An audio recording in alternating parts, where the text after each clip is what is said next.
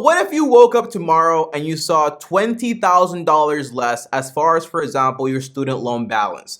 This is a real thing, okay? So according to Biden and the administration, they have a plan. And this plan, by the way, is actually a three-part plan, but everyone is only talking about the part two of it, which is all about, Tommy, you can get up to $10,000 or $20,000. I have to have this much income. And in this video, we're going to break everything down from what exactly are the facts, how can you qualify, how can you apply, and how long is the entire process going to actually take? Because, by the way, don't forget, we've been talking about this since March of 2020. Now it's basically September of 2022. It's been over 2 years, okay? Now it's actually finally happening, and we're gonna break everything down in this video. And by the way, I told you guys back then, even back in March, and by the way, also in this video, I'll tell you what to do if you made payments towards your student loan debt and now you're like, well, I paid that much money. I want to get my money back so then I can have them apply that balance to my whole balance. And that way,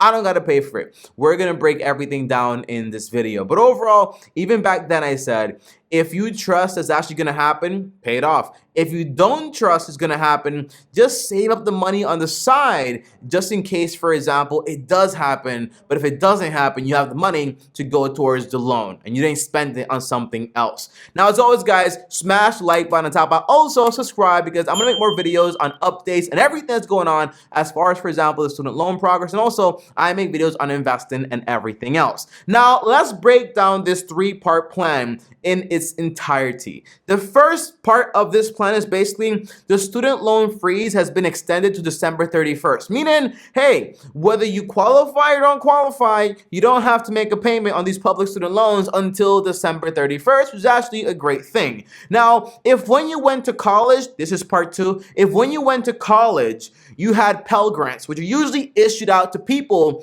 that have extreme financial needs like I did when I was in college, you can actually qualify up to $20,000 in forgiveness. Now, if you didn't qualify for that Pell Grant when you were in college, but you do have public student loan debt, the answer is you can qualify up to $10,000. Now, as far as income, because not everyone is actually going to get this, because if you make $500,000, you don't need this much money, or so they say, right? Because you're still paying taxes, so why don't you just give me the money too, okay? But overall, they're saying as long as you don't make more than $125,000 single or $250,000 being married or whatever, the answer is you will be able to qualify. And the third part of this plan, I'm going to break it down later on, and this part of the plan is super important, so stick around to the end of this video. But just using some common sense here, I can tell you right off the bat, a lot of people are going to qualify based on income because only around 12% of Americans actually make more than $125,000 a year. So automatically, a lot of people are not going to be basically saying, hey, I make too much money, so I can't qualify. No, a lot of people are going to basically qualify. On top of that, I saw some people saying on TikTok, hey, Tommy, this is not a lot of money. I actually need more money, more forgiveness, forgive it all. It's just $10,000, make it $20,000, make it $80,000. The answer is, $10,000 or $20K in forgiveness is a massive difference because the average person, they owe around $32,000 and $10,000 is like around 31% of that. And if you get forgiveness of $20,000, that's around like 62% worth of forgiveness. And that makes a difference. And whether you owe even more money, the answer is $20,000 you don't have to pay. But I do see the point of why don't you just forgive it all if you're going to do this, okay?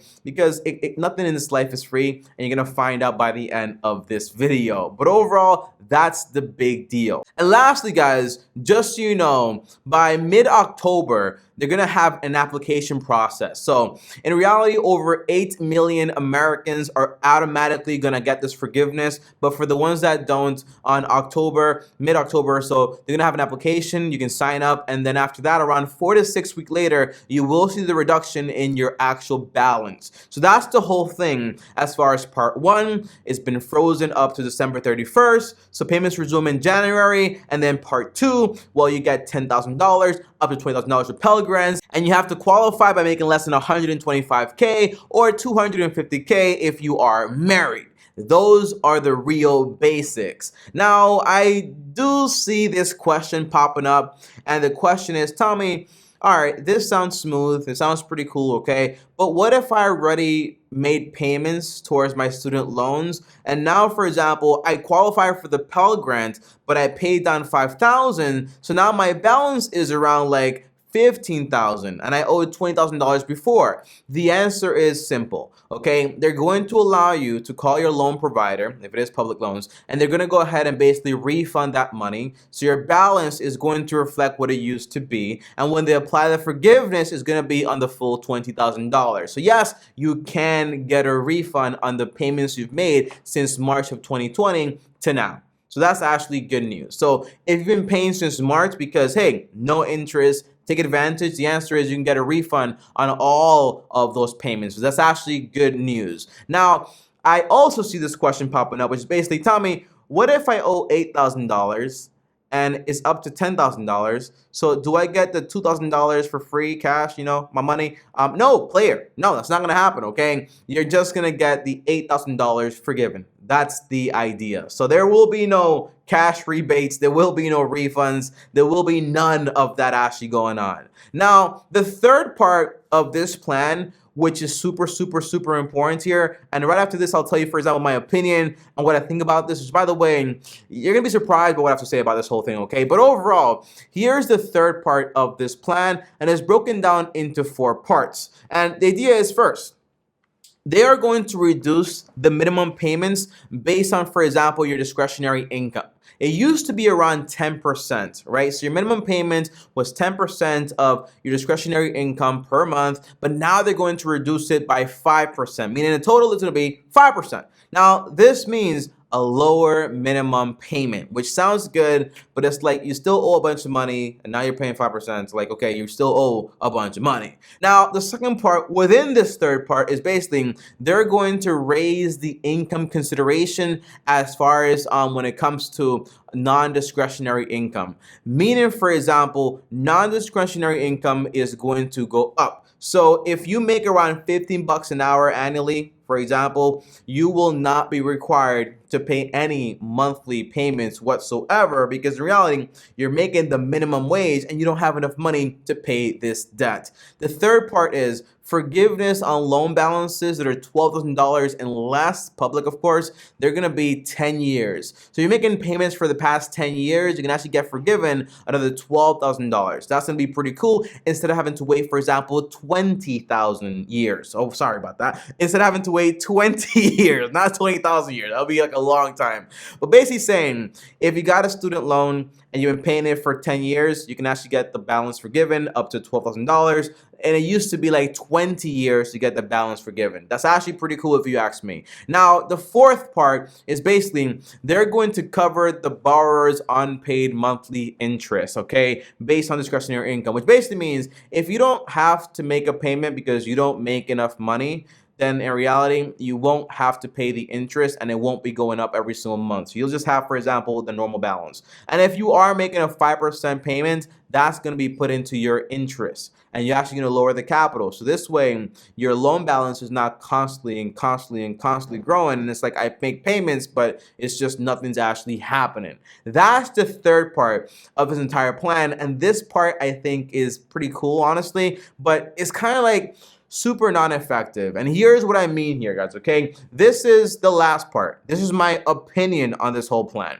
I know your mama, your daddy told you this before, or your cousin or something like that. Somebody told you this. They told you nothing in this world is free. And when it comes to paying off roughly $300 billion in student loan debt, somebody is going to pay for that. And that is me, you, and probably your grandkids, okay? That's how serious this much money actually is. Second, this is politics. This is not being done in reality just to help us per se. It's just happening that by doing this, it helps us. But in reality, it's to make the current administration in some way a little bit more likable to get a potential re-election in the future. And again, I am not into politics. I'm not going to tell you, hey, don't care, okay? Don't care. But the third part is basically this is definitely going to help a lot of people. I have friends that this is going to make a massive difference as far as, for example, the way they live, knowing they don't have this much debt looming over their heads. I have friends that are going to be a little upset because basically, Tommy, I paid my loans off and now these people are getting their loans forgiven. The answer is it's a part of the game.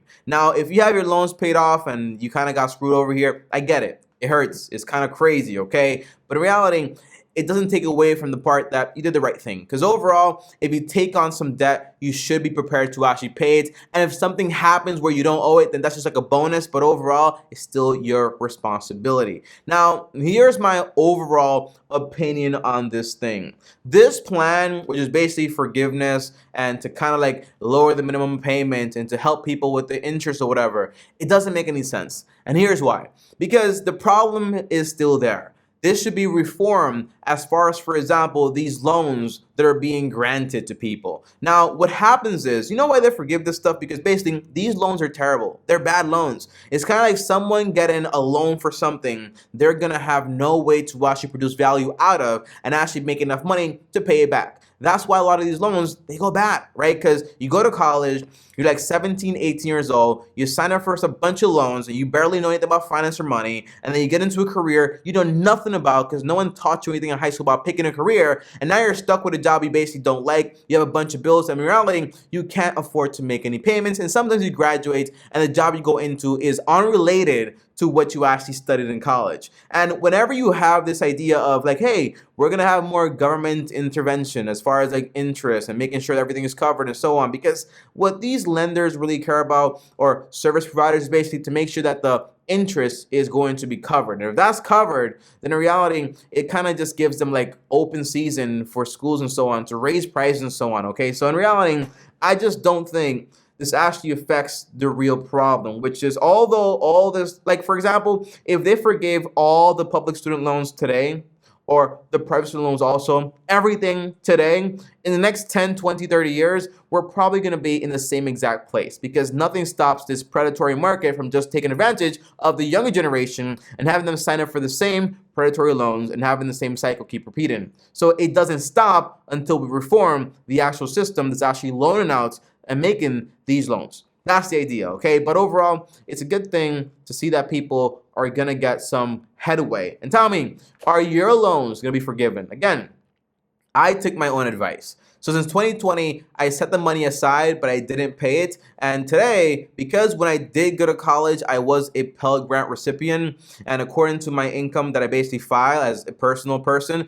the answer is I should qualify for the full $20,000, which would make my balance and actually owe less than $1,000. And that makes a difference, okay? So that's the idea. But overall, that's the game. Comment down below any questions. I'll be sure to answer them. And on top of that, subscribe to keep up to date with all the new information because I will be making more videos and giving you guys more updates as far as student loans and anything that actually progresses while this whole thing is actually going on. Thanks for watching. As always, like, subscribe, hit the bell to get notified, comment down below any questions. Up here is another video. Over here is my face. Follow me on Instagram at TommyBryson. As always, long-term team officially out.